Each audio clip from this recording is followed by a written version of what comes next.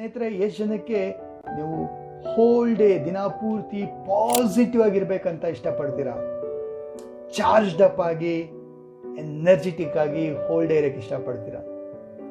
ನೀವು ಕೂಡ ಎಲ್ಲರನ್ನ ಖಂಡಿತ. ಸೊ ಇದೇ ತರ ಒಬ್ಬ ಶಿಷ್ಯ, ಅವನಿಗೂ ಕೂಡ ಡೌಟ್ ಇತ್ತಂತೆ. ಏನಂತ, ಹೇಗೆ ದಿನ ಪೂರ್ತಿ ನಾವು ಪಾಸಿಟಿವ್ ಆಗಿರೋದು, ಎನರ್ಜೆಟಿಕ್ ಆಗಿರೋಂಥದ್ದು, ಚಾರ್ಜ್ ಅಪ್ ಆಗಿರೋದು ಅಂತ ಹೇಳಿ. ಸೊ ಶಿಷ್ಯ ಏನ್ ಮಾಡ್ತಾನೆ, ತನ್ನ ಗುರುಗಳಾದಂತಹ ಬುದ್ಧನ ಹತ್ರ ಹೋಗ್ತಾರಂತೆ. ಗುರುಗಳೇ, ದಯವಿಟ್ಟು ನನಗೆ ಹೇಳ್ಕೊಡಿ, ಹೇಗೆ ನಾನು ದಿನ ಪೂರ್ತಿ ಎನರ್ಜೆಟಿಕ್ ಆಗಿ ಪಾಸಿಟಿವ್ ಆಗಿ ಚಾರ್ಜ್ ಅಪ್ ಆಗಿರಕ್ಕೆ ಸಾಧ್ಯ ಆಗುತ್ತೆ, ಹೇಳ್ಕೊಡಿ ನನಗೆ, ಏನು ರಹಸ್ಯ, ಏನ್ ಮಾಡಿದ್ರೆ ನನ್ನ ಹತ್ರ ಇರ್ಬೋದು ಅಂತ ಹೇಳ್ಬಿಟ್ಟು. ಸೊ ಆಗ ಬುದ್ಧ ಅವನಿಗೆ ಒಂದು ಮಂತ್ರ, ಒಂದು ಸೀಕ್ರೆಟ್ ನ ಹೇಳ್ಕೊಟ್ಟಂತೆ. ಏನಪ್ಪಾ ಅಂದ್ರೆ, ಬುದ್ಧಂ ಶರಣಂ ಗಚ್ಚಾಮಿ ಅಂತ ಹೇಳಿ.